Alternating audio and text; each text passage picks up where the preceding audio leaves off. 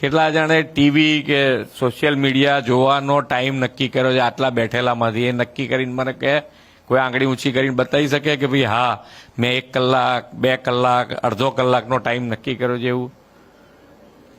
હે? નહીં. જેટલી ઈચ્છા થાય એટલું જોવાનું એમ ને? કોઈએ નક્કી નથી કર્યું. શું વાત છે? બોલ ભાઈ. હે?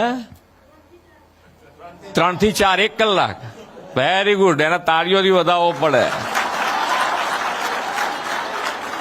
કેમ તો કે ભાઈ અત્યારે 1 કલાક નક્કી કરવું એ બી અગત્યનું છે.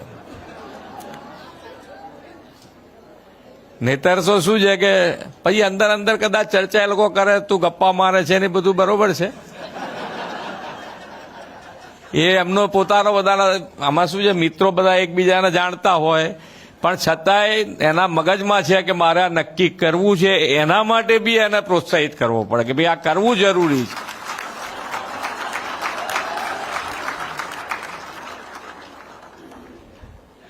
કારણ કે અત્યારે નક્કી ખરેખર આ એવી વસ્તુ છે કે જેમાં તમે પરોવાઈ જાઓ તો તમને ખબર જ ના પડે કેટલો ટાઈમ ગયો. અમારા બધામાંથી પૂછો તો એમને ખબર ના પડે. સોશિયલ મીડિયા ચાલુ કર્યું એક વખત તો કેટલો ટાઈમ થયો ને કેટલી રોટલી ખાઈ ગયા એ ખબર ના પડે જો ખાતા ખાતા જોતા હોય તો.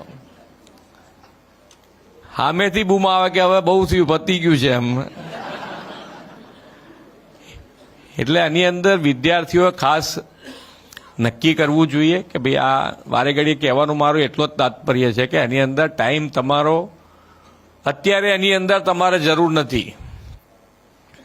તમે મોટા થઈ જાઓ પછી થોડો ઘણો ટાઈમ વધારે ઓછો તમે કરો બરોબર છે, ભણી લીધા પછી, પણ ટાઈમ તમે નક્કી કરજો તો તમારા ભણતર માટે એ ખૂબ આવશ્યક રહેશે.